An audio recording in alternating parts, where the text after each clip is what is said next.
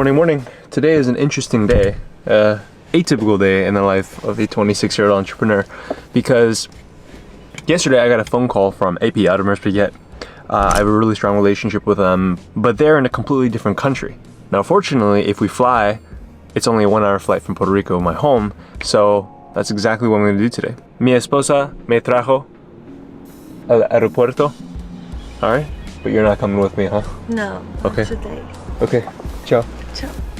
Ciao. Off with the wife, let's go.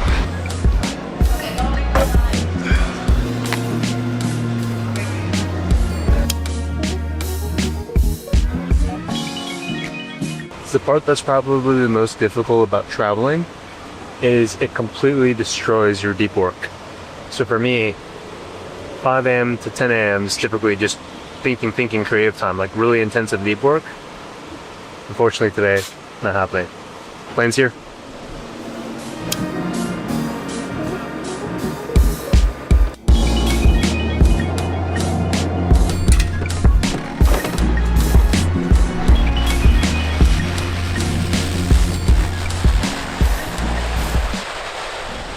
How bad is that? Man, so freaking cool. The interesting thing about St. Bart's is it's actually the 3rd shortest airstrip international airport in the world, which is why the big airplanes actually can't even come here.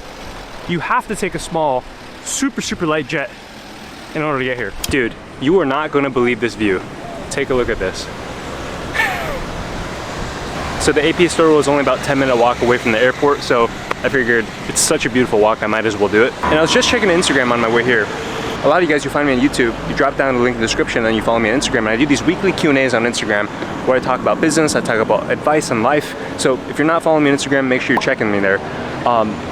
But one of the most common questions I'll get is, Richard, what is it that you do exactly? How do you make money? The way I got my start was 5 years ago. I was graduating from UCLA. I actually made my own $500 course.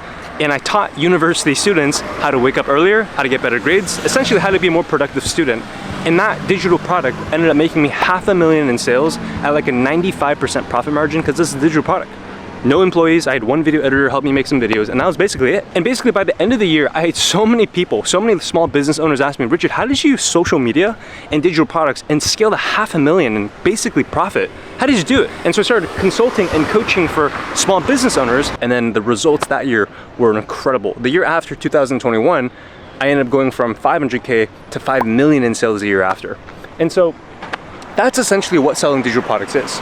But the biggest problem that most beginners face, most people getting started, this is what I wish I had when I first got started, is I don't have any knowledge. I don't have an idea. I don't have a product to sell, which might be the exact position that you're in right now. This is where I discovered about a year ago this new concept called digital arbitrage, which is where you can actually find companies out there that are willing to pay you 70, 80% commissions on a $500 product, $600 product. And the craziest thing is you don't even have to make the product. You just have to handle the sales and the marketing, meaning you post some viral content on social media, but the actual product creation, dealing with customers and refunds, that stuff, you don't even have to worry about, because you just have to focus on the sales and marketing. That's basically it.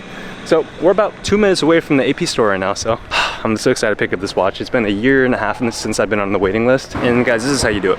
You don't go to the secondhand market, go on Chrono24 and buy a watch 2 times the price. Go to a local store, walk in, build a relationship, make a new friend, learn about the fine art of watches, and the cool pieces will come to you. All right, let's go. Picked up the watch, super stoked about it. When I get back home, I'll give you guys a quick unboxing for it. You guys can take a look at it. Right now, let's chow down. I'm trying not to eat with my hands because my hands are so dirty. And I've shaken so many hands. So, alright, just like that.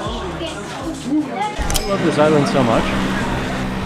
Isn't that just insane? So fun fact, this is something I didn't realize until the second time I came here.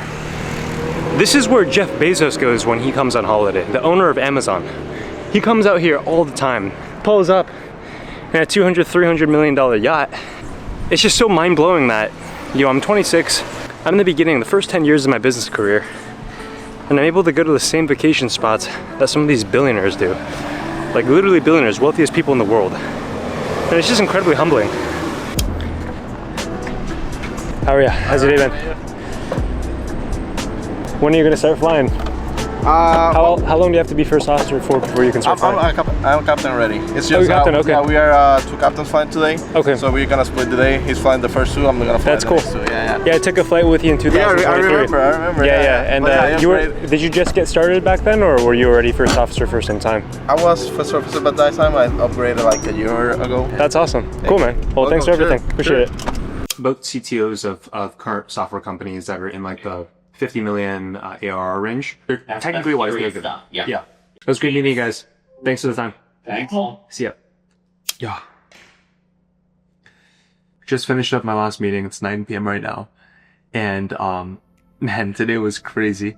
Literally starting the day, going to another country, new island, picking up an AP Royal Oak blackface. And then from there, coming back and wrapping it up. And to be vulnerable with you, one of the insecurities that I have is when I talk about watches, when I talk about nicer luxury things, I can already feel this judgment and anger from some of you guys going like, what the heck, Richard, you're so materialistic. But I'll tell you, watches, for some people, yeah, it's just a flash thing. It's just that, oh, look how much money I can spend. For me, that's actually a deeply, deeply personal thing that roots back to what my dad used to teach me. My dad was actually the one that got me into watches.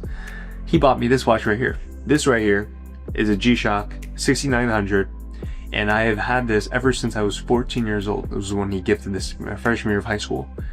And my dad always wanted a Rolex. He was really into divers watches. If you know the Rolex Submariner, it's a classic divers watch. He always bought cheaper Swiss versions of it from Costco. I remember really cheap watches, like a $40, $50 watch. My dad gifted me this G-Shock. He told me, Richard, I really want to buy you a Rolex, but I can't afford it. Our family doesn't have the conditions to do so. This, I want you to always hold on to because it is an indestructible watch. And this will remind you, regardless of how far you go, of where you come from. And always remember that. Never lose that humility about you. My dad taught me that. And to this day, this G-Shock is the watch that I wear every single day when I train at the gym. Every day. Anytime I do any kind of difficult physical activity, I'm rocking a G-Shock. $45 watch. And today, I'm wearing a $45,000 watch. The watch that I acquired today. And, you know, I'm incredibly grateful for this. This is a very difficult watch. Most people, they'll buy this secondhand. They'll buy online from like a watch reseller. I got this retail today, which if you know anyone who's into watches, you will know how difficult it is to get this watch right here, the Royal Oak Classic Black Face watch. And I really do hope that you guys understand from this video, the purpose of business of making money is not to buy expensive things. It's not about the thing. It's not about the material object. This is what it talks about in the Bible. The love of money is the root of all evil. The love meaning the idolatry, the obsession, right? Viewing it as its own God, as its own idol. That's not what it's about. This here, guys, at the end of the day, it's just a toy. Okay, the same way that kids, they collect little toy cars, or girls collect their Barbie dolls, guys collect watches, ladies collect purses. It is what it is, and I'll call it out for what it is. And it's a nice thing to have, but it's not the point. The point of business is this.